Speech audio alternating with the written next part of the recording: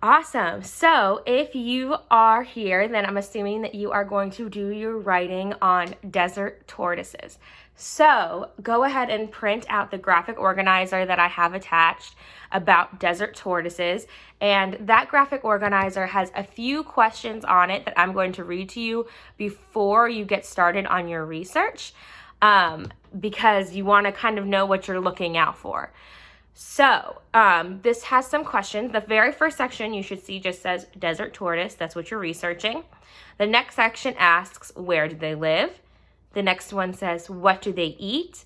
And the third one says, how long do they live?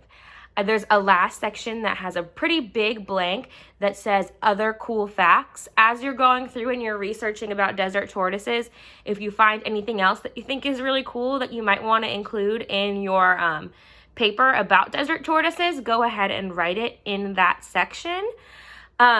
Those other sections are just as you're listening to the video. If you hear an answer to any of those questions, go ahead and fill them into those sections on the graphic organizer.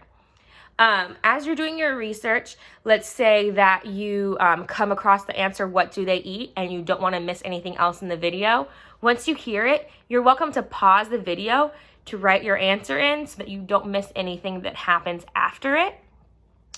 When we're filling out this graphic organizer, this is just for us gathering our research, right? So we're not worried about spelling, capitalization, punctuation, any of that stuff. I don't want you to be focused on it.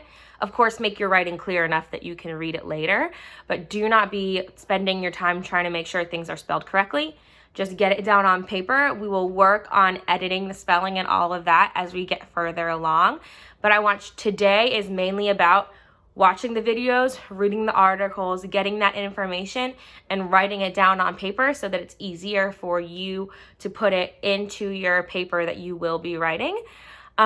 If you get to the end of the information that I have on desert tortoises and you want more information, you are welcome to go online and research more information. There is a ton of stuff online about desert tortoises.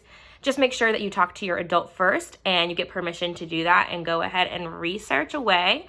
I picked desert tortoises as one of our options because I used to have desert tortoises when I was younger. Mine was named Joy and my brother's was named Puddles. They actually still live at my best friend's house because when we moved away from California when I was 10, they had a ton of desert tortoises, so we let them go and live with my best friend, and they're still there. So I really love desert tortoises. I hope you have a lot of fun doing this research, and happy writing. I'll talk to you soon.